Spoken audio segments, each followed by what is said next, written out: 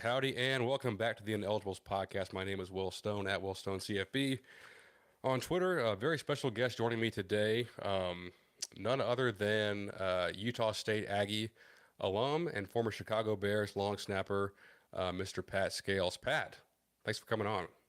Absolutely. Thank you for having me. I appreciate it. Yeah, and big props to your wife, Brandy. 'Cause I think she kind of pitched the idea. She's like, oh, like it's Aggie versus Aggies. It'd be a great chance for Pat to come on. And I was like, man, I'd love for Pat to come on. Like to talk to a 10-year NFL veteran and someone who's still actively trying to make a roster and is like played at Utah State, has played at Kyle Field back in 2009. So we'll definitely get into all that stuff today. But I guess like just kick us off with kind of your background, your time at Utah State, and then your kind of your journey into the NFL. Yeah, sure, sure. So growing up, I was the youngest of four, and my dad played college football. And so naturally, there's three boys in our family, and naturally, we're a football family. We used to go to the Georgia Tech games. He takes to like homecoming and stuff like that, and just fell in love with the game right there. And then I got to watch all my brothers play, and I was actually like water boy for my brother's oldest team when he was in high school. So I'd go to all the practices and carry the water balls around, and I was the film guy for the coach. But really just appreciated the game my entire life, and always wanted to play. So played, started playing in like sixth, seventh grade. And that's actually when I learned how to long snap from my oldest brother. He taught me before I even started playing. And then I was a tight end, I was a linebacker and all that stuff, but I could always long snap. Didn't think I would use it at all in life, but started playing the game, and every year it's like, who can long snap? I can do it. I always win the job. And coming out of high school, I realized it was a big thing. Like coaches like that. They're like, "Oh, you play tight end and you can long snap?" I'm like, "Yeah, I can, absolutely." So that was kind of a big recruiting thing for me. But I didn't get any scholarship offers coming out of high school, so I ended up walking on to Utah State. I had some opportunities to walk on other places too, but Utah State felt right. And honestly, I just wanted to play football. I could have walked on to like Colorado or Michigan or some other big programs, but I wanted to play right now. I didn't want to wait 3, 4 years to see the field and sit behind people, right? I just wanted to go Right. play ball and have fun. So I ended up walking on as a tight end and a long snapper, and I won the long snapping job my true freshman year, and I was pumped. I was like, I'm not gonna have to redshirt. This is cool. Um, I ended up spraining my MCL Oh, the very first training camp, the last two-a-day of the year too. In the last two-a-day practice, the tackle gosh. through the D end right into my knee and sprained it. So they're like, you know what, you're gonna be out 6 weeks. We're just gonna redshirt you. Like, okay, it was the best thing that could have happened to me, but I was bummed at the time. Right. But then after that, I went through spring ball and played tight end, and then after that, at like the end of the year meeting, the head coach pulled me aside. I was like, look, if you get hurt again, we really have nobody who can back up that long snapper. Like we're toast. So what do you think about just long snapping? And so I kicked the idea around, and I talked to the senior who was a long snapper, and he was a converted offensive lineman. And then his senior year, all he did was snap, and he was like, "Scales, you got to do this. This is the life, dude. Like you practice 15, 20 minutes a day. It's great, and you're a college football player, right?" And I'm like, Yeah. "Yeah." I'm like, yeah, that does kind of that sounds pretty nice. I could Yeah. do that. I could do that, right? So I did that, and then they ended up putting me on scholarship for it. Um, Found out I was kind of good at it. I did some summer camps, some like invite only summer camps with this one guy named Shane Hackney, and he invited kids from like Oklahoma and where else? All over, like SEC schools, Pac-10 schools, ACC, every like the who's who, right? And my strength coach hooked me up with him because he was a client of his back in the day. He's like, you got to go to Shane's camp. So I go head to head with these dudes, and I find out I'm pretty good. I'm like, top five in the camp probably. And I'm like, dang, like just a little kid from Utah State, walk on, kind of smoking these cats. All right.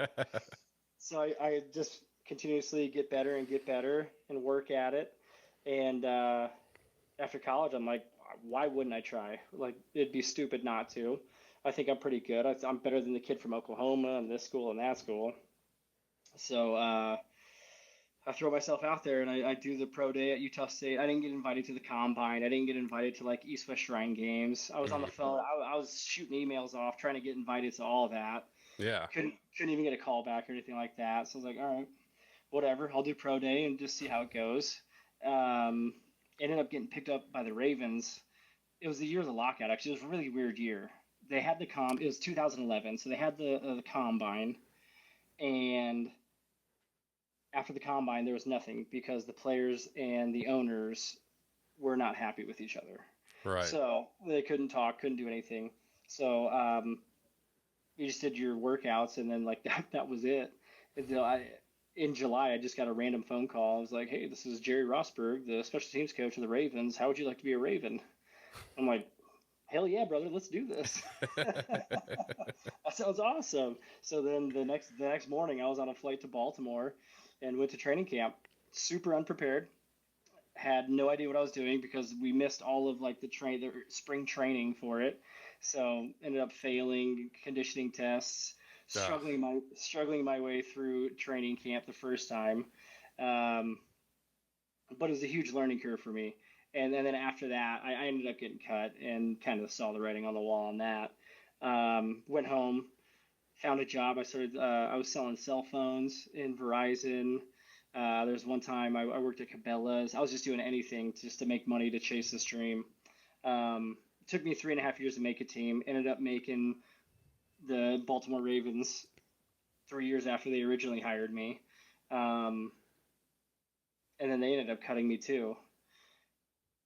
And long story short, it's just like grind, grind, grind, grind, grind, and then Yeah. finally made it. And then So once that happened, it was phenomenal. It was cool. so it took you like 4 or 5 seasons to finally I Yeah. guess what was it Chicago that you finally caught on with and stayed with, for a long time? Yes, exactly. Yep. Yep. And they called me. I actually did a workout for them in October, like early October, but the workout wasn't for me. It was for punters. Their punter was hurt. So they ended up just having me snap to punters. And then I killed the workout, dude. It was just like hip shot, hip shot, hip shot. I couldn't miss that day. Yeah. And they called me upstairs. They're like, look, we're not going to replace our long snapper, but stay ready. Just stay ready. And I was like, okay, sounds good. Like 4 weeks later, they call me back and they're like, hey, we're going to work you out again. So I get off the phone, I call my agent, and I'm like, hey, they're going to work me out again. Like they just saw me a couple weeks ago. They know I'm pretty good. Like what's going on? He was like, no, this could definitely like be the shot, Pat. Yeah. And I'm like, okay, sweet, all right. So lo and behold, I show up and it's just me at the workout, nobody else, and had a good day and signed my contract there. Actually struggled a little bit. Really? Yeah, I ended up playing 5 games with them, and I was just so nervous, dude. I didn't want to mess up. I was like, I finally made it. I don't want to screw this up, but that kind of hurt me a little bit. So I ended up competing the next year in 2016. This is, and Okay. they actually cut me in 2016. Really? I don't think I knew that. Yes.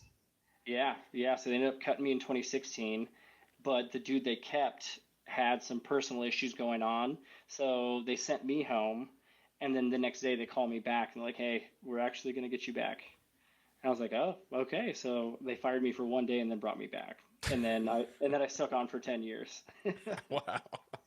Yeah, it was a roller coaster. Yeah, I bet. I mean, like what a, first like I feel like a long snapper in the NFL, like uh it's almost impossible to come by an open spot because I'm sure a guy will get one of those jobs and just hang on to it for 20 years, and like it's Absolutely. like you said, like if someone's doing a good job, they're not going to cut him because that's they probably want a sure thing and not to try something new if they don't have to, especially at that spot. So, like what a like a universe like working in your favor. Yeah, It just took some time and obviously your own effort and grit and determination, but yeah, just keeping at it and then finally things just work out and then so like once you like so you had the one year you got cut for a day and then you're back and then you played, is it 10 straight years, 9 straight years for the Bears? um, 10 straight. Yeah, Yeah. yeah, pretty Which, wild. no, it's remarkable. and then, Yeah, yeah. and then so you went from, uh, walk on tight end slash long snapper to at Utah State to, you know, 15-year NFL veteran or 10-year NFL veteran. However you Yeah. want to look at it. So it's just it's an incredible story. Yeah, yeah. There's some stuff I skipped over a little bit. I mean, I had like I went to training camp with the Jets one time. I'd have all these workouts throughout it, but every time, you get the call and you go work out, and it doesn't work out in your favor. Like obviously you learn something. It's like anything else in life, right? The more you Yeah, fail at something, the more you learn. And so finally you stack all those things together. And when the opportunity came, it was just like a perfect moment, and ended up making it and made the most of it. And loved it, man. Absolutely love it. Still trying to do it. Still trying to that's get right. back in. That's Yeah. right. So now, so last season you get injured in training camp, right? Um, Yep. and you miss the 2024 season, and the Bears changed coaches, and you ended up getting let go, and so now, like you're still in it. You're still actively, working out and training for it. So I know you've had maybe a workout or two here recently, but I guess like Hmm. how are things going right now, and kind of where you at? I mean the season starts tomorrow, which is wild, but Yeah. I guess like how are things going for you right now? It's good. It's good. I'm still training. I'm staying ready. I'm a little bit light, so I'm gaining weight like crazy, which is good. But lifting heavy, feeling good. Injury wise, I feel great. Good. And it's kind of funny too. I've had a couple workouts. I worked out for the Steelers a couple weeks ago. There was a workout for the Chargers like a week or two ago. Their guy ended up getting hurt in the last preseason game, Mhm. and they had a workout. So I actually called in a favor to my old special teams coach. It's kind of like in the NFL. There's a lot of networking going on. Yeah, It's like the real world. Sometimes it doesn't feel like that's that, it's so but strange because we don't really see it that way as like as fans. We're like, oh, like you yeah, just you just pick the best players, but no, there's definitely a lot of no, yeah, like relationships and stuff like that. absolutely, absolutely. So I called my special teams coach from who's still in Chicago, and I said, hey man, there's a workout going on in LA with the Chargers. I'd love to be a part of it. I don't know, could you reach out and talk to their teams coach and see what's what? And he was like, absolutely, no problem. I have a really good relationship. His name's Richard Hightower. He's like, Scales, absolutely, I got you, man. I said, okay, cool. So the next day, their coach calls me, and he's like, hey, I just got a call from Hightower. Absolutely love the guy, respect him. I'm not sure what's going on with this workout. The scouts are about to walk in the building. I'm gonna go see if we can get you in the mix with this and get you a part of this. And I'm like, okay, cool. So I'm fully expecting to fly out to LA and work out, and then just radio silence. Didn't get called again by Hmm. anybody. So I was like, dang it. So missed opportunity. So But yeah, so even NFL players get ghosted by jobs. yeah, exactly. It's rough out there. It is. It can be for sure. But no, I'm doing good, man. I'm doing good. I'm full swing dad mode. I like to call it the Scales taxi service at this point. I think we have our kids. We have our kids in every fall activity possible, from Oh yeah, horseback riding to hockey to baseball to gymnastics to you name it, dude. We're keeping these kids going. So, and I got nothing but time for it, so I'm loving it. yeah. Yeah. It's cool you found a hockey team in Dallas. I mean, I grew up in a small town in Texas. Like hockey is the furthest thing Yeah. from our minds. So I think it's super cool for kids to learn. And if there's hockey down here in Austin or Houston or wherever we end up, definitely want to look into that. Is that something that's pretty new is it your I'm assuming it's one of your boys. It's in hockey, right? Yep. Yeah. I got one son, Tootie, and he's 6 years old. He's on a 6U team, and yeah, the NHL is kind of cool because like football, it's all Pop Warner, or it's all local, it's all by city, if you will, right? But hockey, I'm learning it's all coming from the professional level down, because Really? it's not as big of a, well, especially in the South, it's not a big sport. You go up to Chicago, there's an ice rink on every block, or up to Minnesota and all the places, you know. Yeah. Um, but everything is run. So yeah, so everything is run through like the Dallas Stars organization youth program. So it's kind of cool. It's interesting. It's different, you know. Yeah, I'm for trying to learn sure. as much as I can about it, uh, but it seems intense too. Oh You yeah, know. no, I bet. Like most, I'm not sure if any high school down here has that. So, so yeah, I guess it is probably from the organization to where you Like as Yeah. you get older, if you want to keep playing, like you know, it's probably, you know, it's not like a UIL thing. It's like a, you know, it's like it's a whole different world to me. I can't even. I have no knowledge I of what. know. I didn't Like either, but that's so interesting. if you go on, yeah, they have adult leagues and everything like through the Dallas Stars organization. I'm That's sure too they got cool. I'm sure they got a thick packet of waivers you got to sign off on, but Oh yeah, yeah, for sure. Um, I was joking with Brittany the other day. I don't know if you've seen these like 40U football clips going around the internet. These like 40-year-old no. like these 40-year-old grown men, like not athletes at all, um, are just playing football, like full pads, everything, Oh, getting really? hurt. Oh yeah, talking trash. It's just it's it's so not it's not safe at all, but it's incredible content. I remember when I was in high school, I went to one of those alumni games, um, and it was like Riesel versus Axtell, like two small towns here in Texas. And Uh-huh. these dudes are all in like their 30s and 40s and just like full speed, full contact. The running back for Axtell, you know, tore like both his ACLs, and I'm like, dude, like you're like a dad with kids and a full time job. Yeah, You like just blew what? both your knees out. Yeah, there's no workers' comp for this. No, There's but no IR. There's nothing, buddy. yeah, You got yeah, you got to report Monday morning to your job. yeah. That's Oh, unbelievable. No, oh I've not man. seen that. You will not catch me doing that. As soon as we get off, just go type in like 40U or 37U football. It's so I can only ridiculous. imagine. I can But only imagine.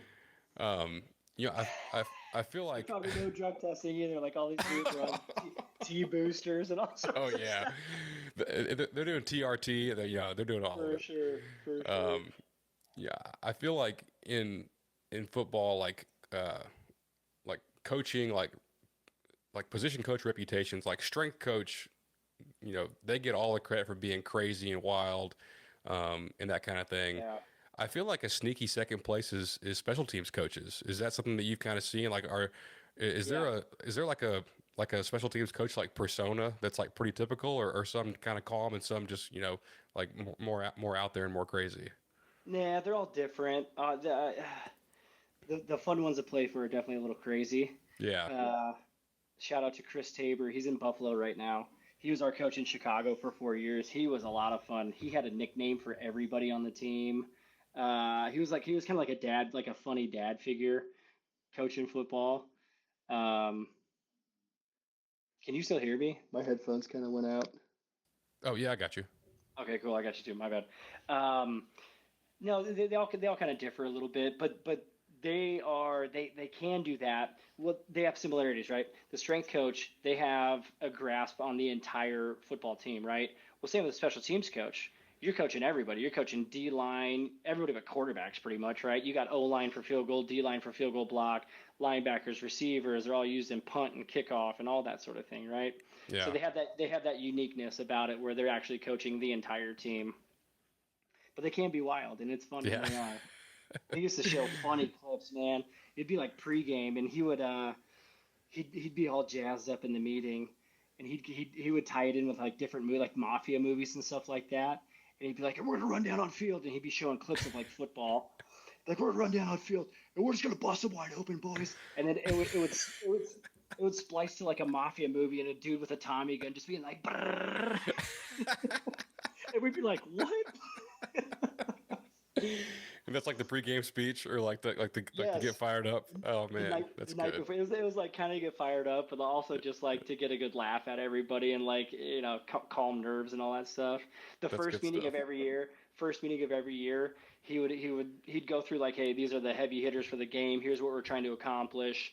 We're gonna work together as a team. But then he would splice in like Lion King, and it was always like it was the beginning where they hold up Simba at the beginning, but it shows all the animals come down.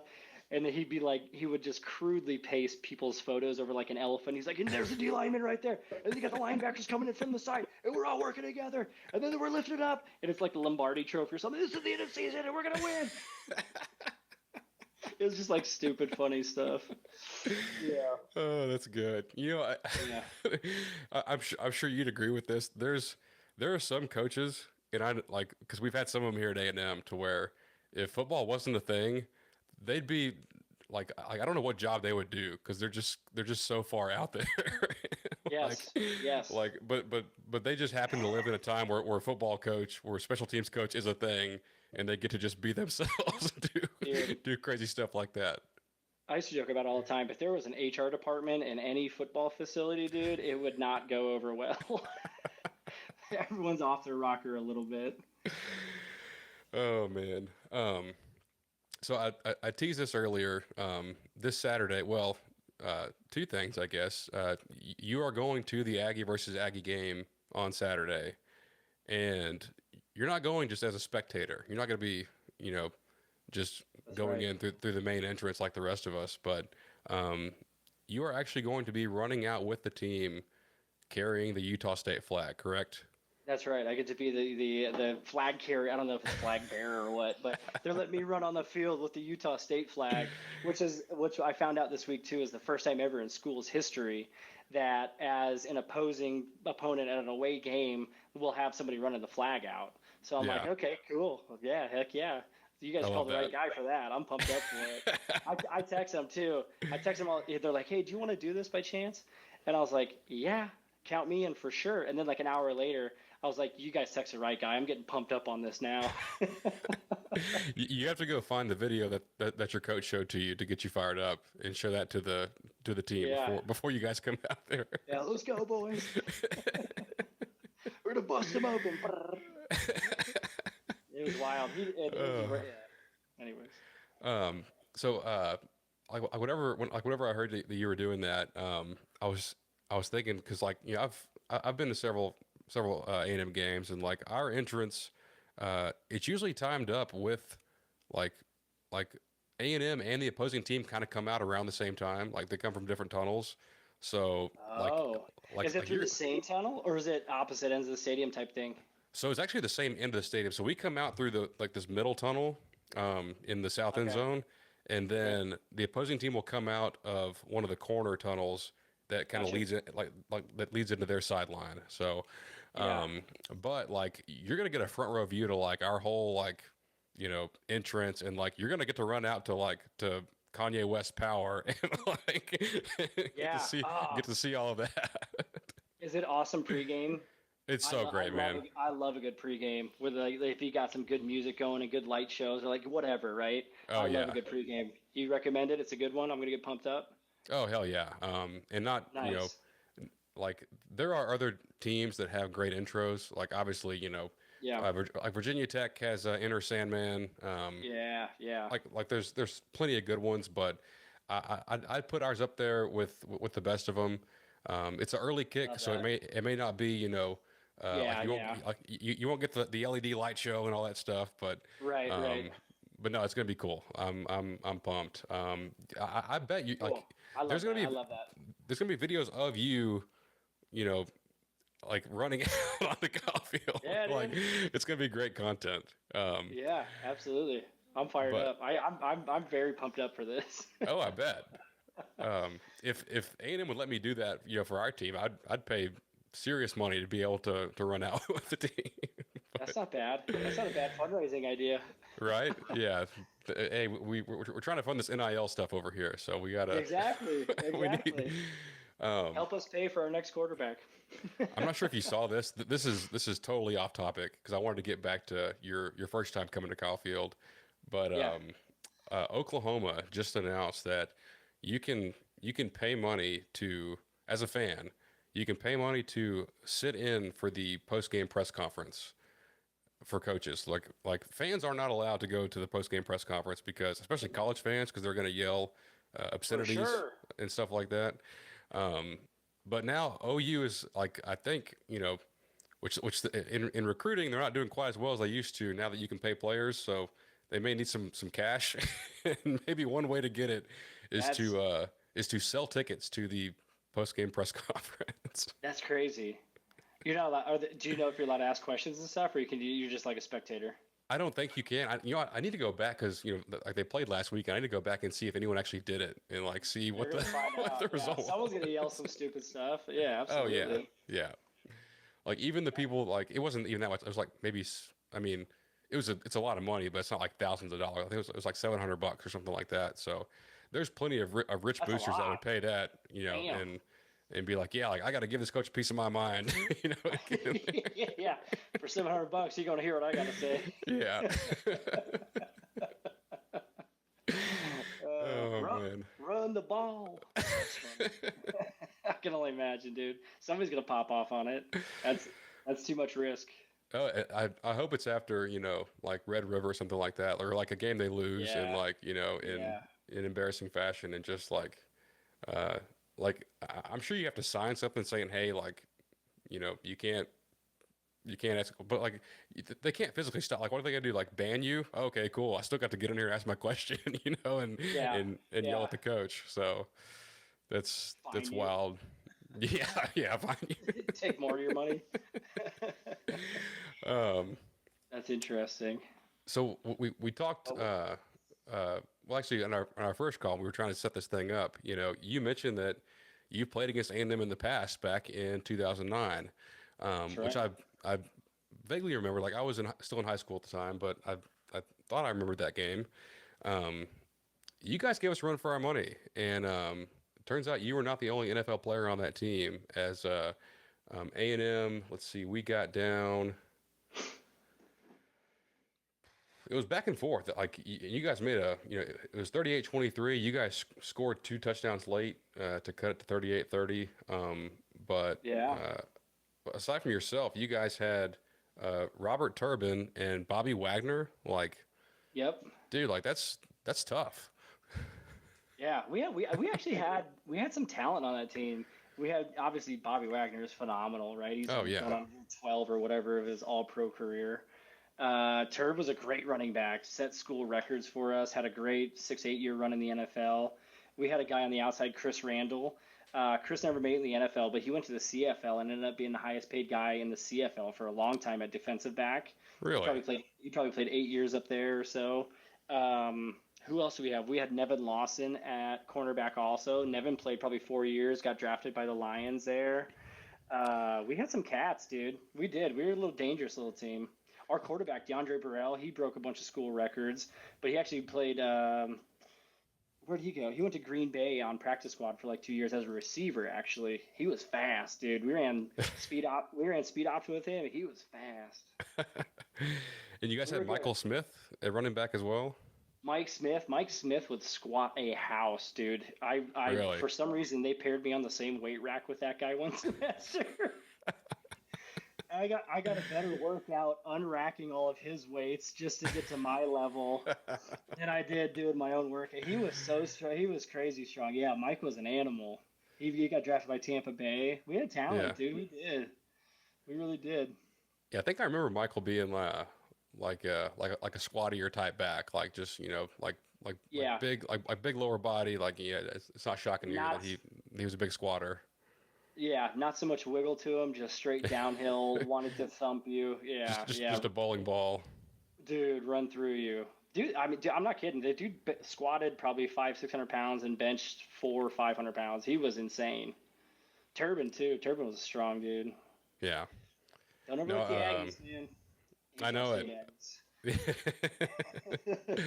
Aggies. Well, and we talked a little bit pre-show, but you know, to uh, to have a coach like Bronco Mendenhall taking over this year, Yeah, I think that's a huge boost for the Utah State program.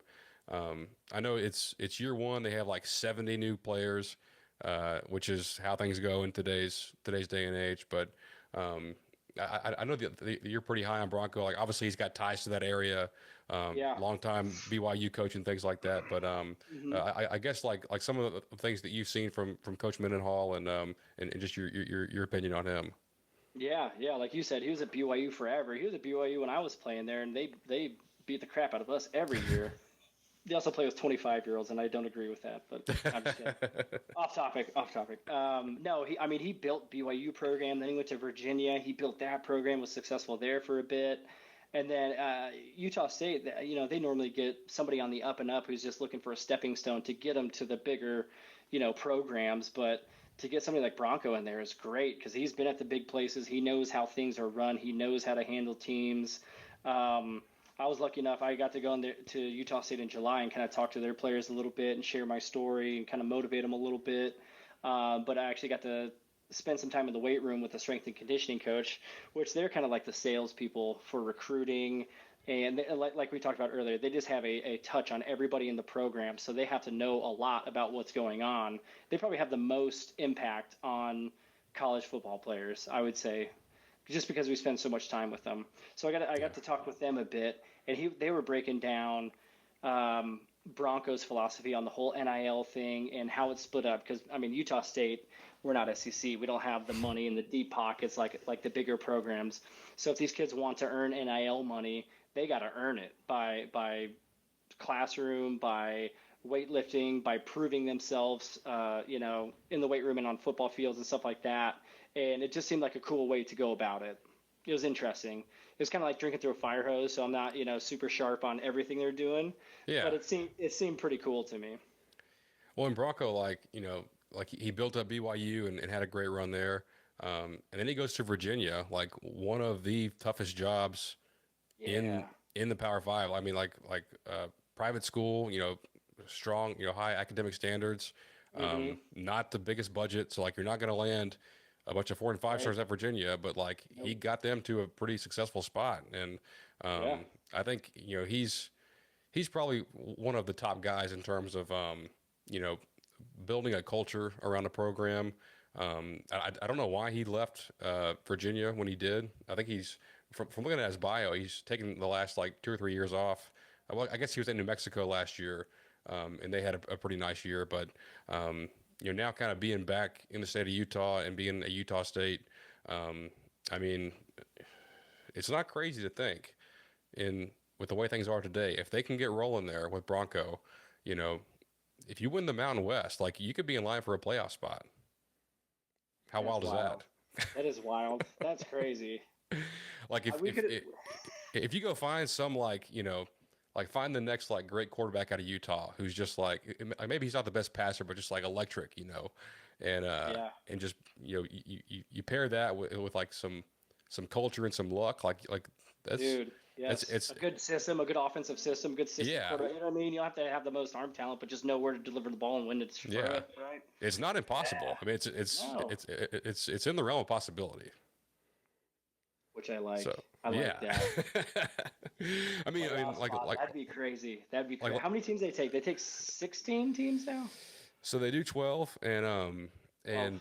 and just one from uh, there's only one guaranteed from the I don't know if it's G5 or G6. Now I don't know what the Pac-12 is. The Pac-12, which is just 2 teams, they added Texas State for next year, and some like it's so wild. And like I kept up pretty good for a while on which teams were where, but with the Pac-12 having 2 teams, and then like Cal's in the ACC, it's hard to keep track of it all. But like the Mountain West obviously is one of the better the better uh, like G5 leagues, and they're obviously Boise State won it last year. They go to the playoff. Hmm. Um, and actually gave Oregon a run for their money early in the year. So I think there's some strong teams out west, and I think Boise's in a good spot. But I wouldn't put it past Bronco to get things rolling over there and get them built up. Yeah, give it a couple years. I think we'll be okay. As long as Yeah, everything goes smooth. Yeah, we've had some weird stuff happen at Utah State. Coaches getting fired in spring and like it's just horrible time. You're like, season's a wash. yeah. But talk to me about Saturday. What? Okay, if you are a Utah State coach, how are you attacking the Texas A&M Aggies? Where are you guys weak at? What am I looking for when I go to the game? Yeah, so I think I'll start on our defense, on A&M's defense. Um, I would I'd run the ball like every other play. I mean, like I would really focus on the run game.